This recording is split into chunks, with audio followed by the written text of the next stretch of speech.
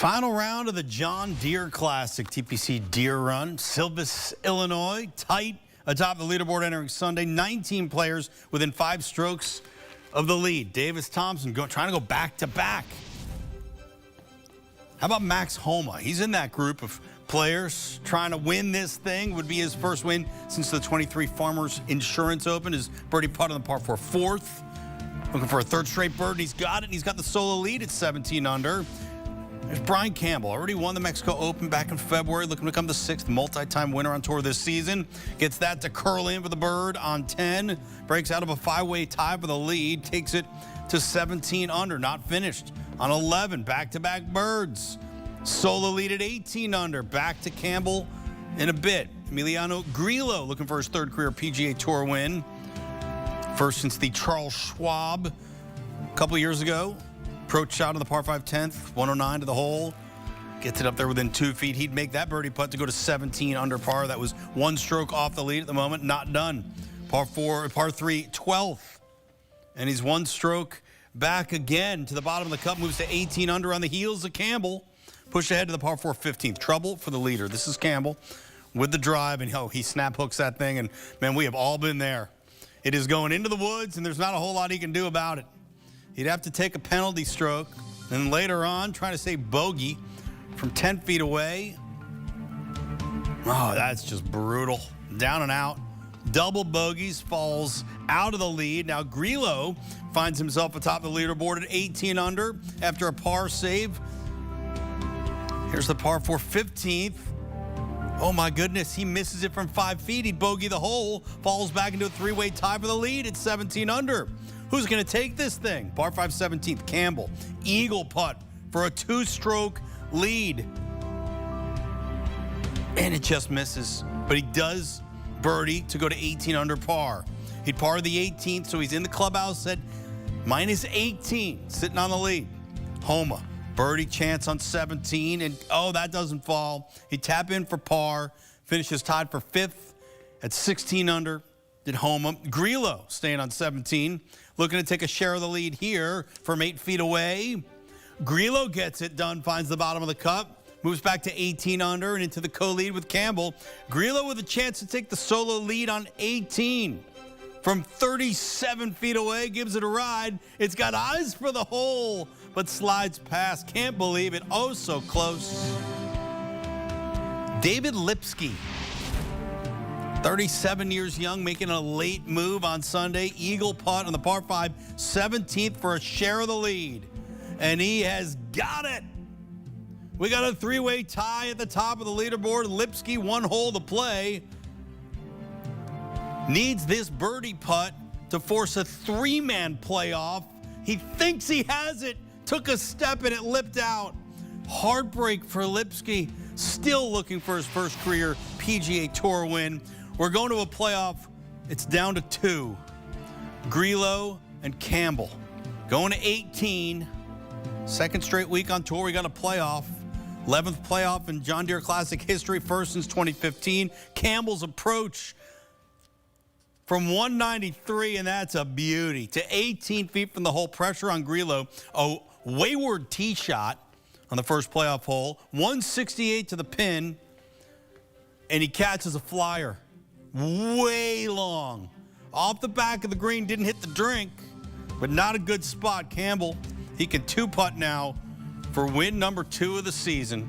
This from 16 feet away. Going to end with a flourish, right? Come on now. Ah, that's all right. He can tap in and win this thing. Brian Campbell wins the 2025 John Deere Classic, and he is now a 2-time PGA Tour winner, both coming in 2025.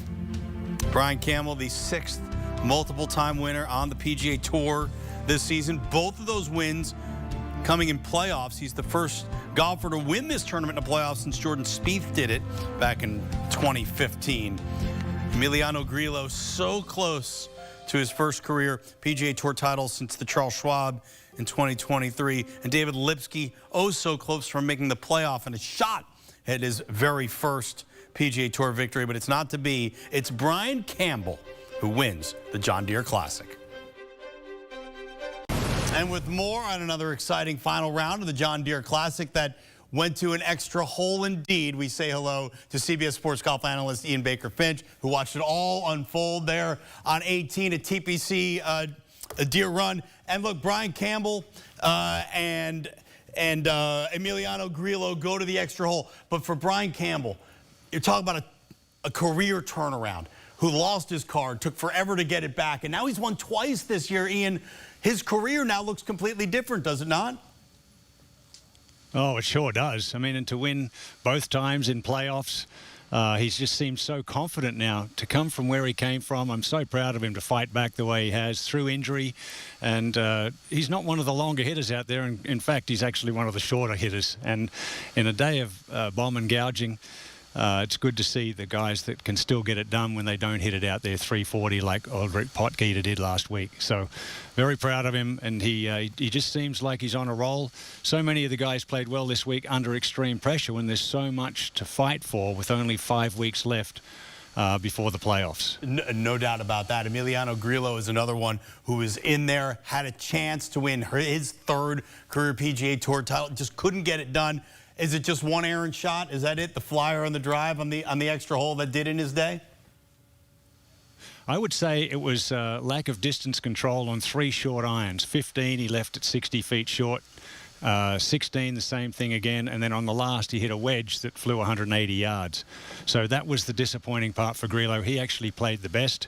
He only needed one of those to be a little bit closer, and he would have been the outright winner. So he'll have to rethink that a little bit after today. All right, and I want to talk about one last guy who didn't make the playoff, but it was David Lipsky. He came so close. What an amazing approach to get that eagle putt down on 17 and just couldn't get over the hump. 37 years of age, been around for a while, never won on tour. How must he feel about himself? It must be majorly disappointing, but man, he put himself in contention, and that's saying something, isn't it? Yeah, I've been in that same situation myself where I miss a playoff by a shot, finish second or third. It's difficult to put into perspective, but what he has to do is feel so proud of himself and happy with himself that what he's been working on is working. It didn't work on the 72nd tee shot, but it's the only time this week that he hit that shot, the shot that he's been fighting for so long. So he should be happy, keep doing what he's doing, keep working on what he's working on, and enjoy the fact that he's just risen up the FedexCup in the right time of the season. Second straight week, we get free golf on the PGA Tour. This one only took one hole to finish. Ian Baker-Finch, thank you so much for your time. Much appreciated. Good to be with you. Thank you. Here's a look at the list of the players with the most wins on the PGA Tour this season, and Brian Campbell is right there with Scotty Scheffler and Rory. They have 3, and then Campbell's in that group with 2, with Ryan Fox, Sepp Straka, and Ben Griffin. Brian Campbell, your 2025 John Deere Classic winner. Brian Campbell wins the John Deere Classic. In dramatic fashion from Emiliano Grillo. 2 playoffs this year, 2 wins for Brian Campbell.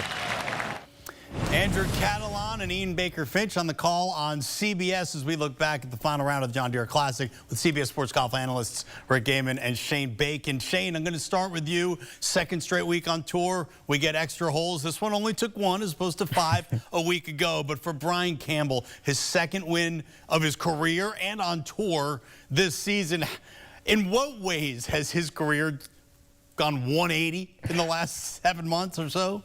Yeah, I mean, an incredible collegiate golfer, great amateur player. I mean, low amateur at U.S. Open, you know, back in his Illinois days. But, I mean, I think he's leaned into his strengths. I mean, you go back to the Korn Ferry Tour last season, one of the most accurate players on the Korn Ferry Tour. He leaned into that this week. I mean, you look at the history of the John Deere, it's a place where a lot of the players that have had success find a ton of fairways. Campbell hit 44 of 58 fairways, including that playoff this week. He was 3rd last season on the Korn Ferry Tour in driving accuracy, doing it again this season on the PGA Tour. And I just think he's a player that has improved the stuff he wasn't great at, but he has leaned into what he's always been good at. He's not a long hitter, as you heard Ian say earlier, but he's a guy that can find a ton of fairways, and that plays well at this golf tournament.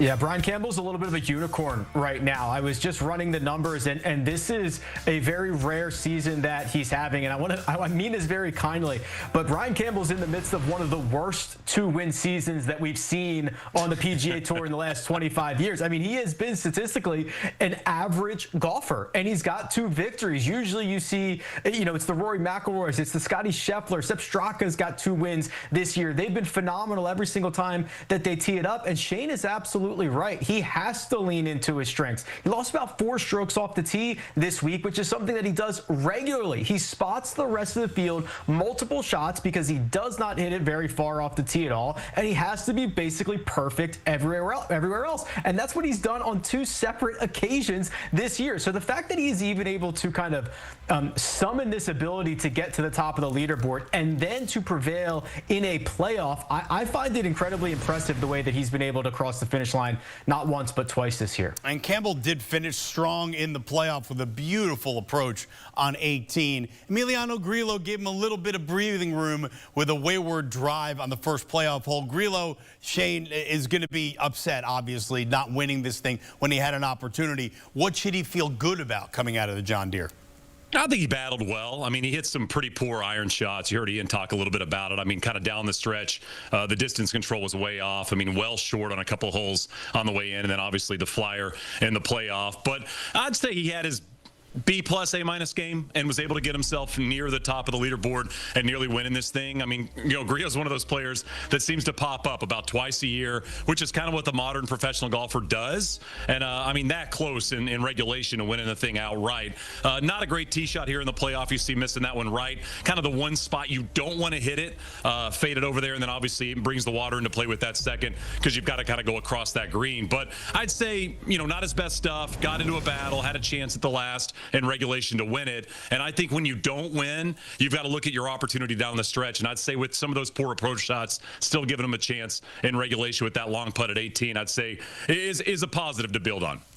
I think Emiliano should call Shane tonight because that's exactly what he should be hearing. That, hey, you didn't have your best stuff and you were still able to get into a playoff and you were a revolution away from winning a golf tournament. I think what we've seen from Emiliano Grillo as he's kind of worked out of his own slump to start 2025 is he's back to doing what he does best, what his DNA is, and that's to be a great tee to green player. We've seen him tinker with a lot of different putting styles and, going to the claw grip and changing to a mallet style putter. Like all of that stuff is to try to fix the worst part of his game, but it's good to see him knocking the cover off the ball again. And I think you get a little bit unlucky with a 180-yard pitching wedge that you hit on the first playoff hole, and you chalk it up as a great week, and you see if you can continue to build on the momentum. So this should be a very good takeaway after about, an hour or so of sorrow for Emiliano Grillo. In the last hour of play, there was great drama at the John Deere Classic as you looked at the leaderboard, and there were so many players who had a chance to either get into the lead or get close to the lead and put themselves in position. David Lipsky's a guy who maybe had the shot of the day in the 4th round, and that was his second shot on the par 5 17th. Put himself in position. He was 2 strokes off the lead coming in.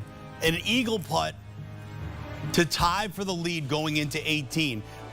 With an honest chance to maybe birdie 18 and go ahead, but all he needed was par on 18 to get into the playoff, and this is how close David Lipsky was to joining the other 2 in that extra hole. But David Lipsky, 37 years old, still in search of his very first PGA Tour win.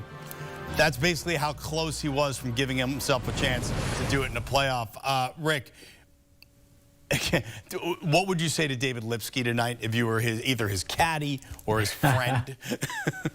I'd say head up, big man, right? This was a weird day. He was playing with Davis Thompson in the final group, and there was not a lot of momentum in that group. Davis really struggled all day long, and you stand over your ball on 17, and you hit one of the shots of the week, and certainly one of the shots of the day, to then cash it in for an eagle, and all of a sudden you you go from a very lethargic group not feeling like you have the chance to, oh my gosh, I birdie 18 here and I win this golf tournament. I make par, I get into the playoff. And I think things went from 0 to 100 for David like very, very quickly. And we saw that immediately with the tee shot that he hit on 18, way left. There was nobody else down there all day long. It's a learning moment. I don't think there's going to be a lot of situations moving forward for him where he's got to have that big of a turnaround. So I would say build off this, David. It's all good, brother. Let's go back out and see what we can do next week.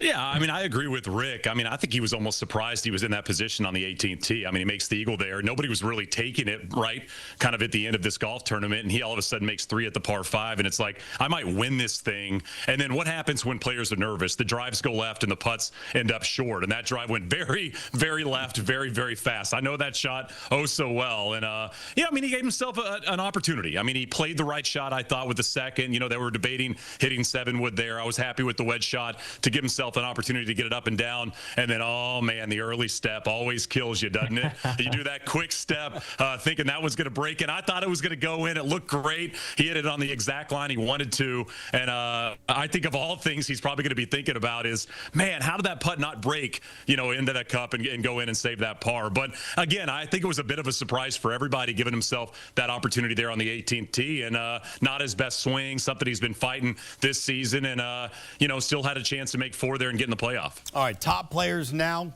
trucking across the pond, if they haven't done it already, as the tour moves first for the warm-up to the Open Championship and then the Open Championship. Let's take a look at our FedEx Cup update now. Presented by FedEx, where now meets next. Top 70 players in the FedEx Cup standings will reach the playoffs. How, if anything, did things change based on what happened at the John Deere, Rick?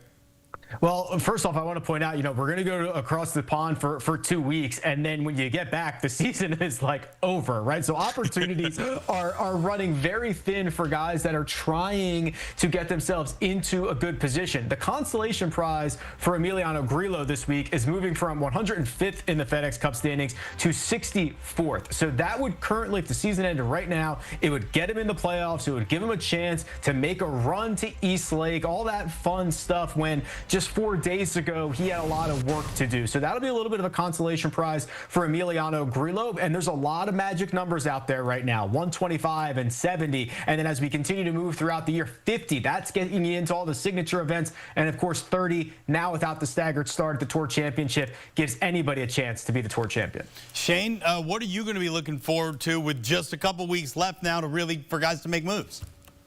Well, I mean, I look at Max Homa really kind of finding form at a golf tournament that he hadn't played in much, hadn't played in a long time. Maybe not a golf course I'd say fit his game necessarily in terms of driving the golf ball. But, I mean, for somebody like Max Homa now to jump into the top 100, I think it was huge for him. So I look at Max to hopefully build on a little bit of momentum as the season kind of comes to an end and see if he could maybe potentially have another week like this and play himself into that top 70. I mean, for Max, it has been a forgotten season. It has been a disappointing season. It has been a frustrating season. But he had an opportunity on Sunday, and that's the first time we've seen that really all season long for Max. He's played well a couple of rounds, and that's it at some of the bigger tournaments. But I think when you're thinking about marquee names of the John Deere, you have to look at Max Homa. You have to look at one of the most popular players on the PGA Tour and somebody that now has an opportunity to build on some momentum as the season really starts to wind down. All right, that'll put a bow on our analysis of the 2025 John Deere Classic. We say thanks to Shane Bacon and Rick Gehman.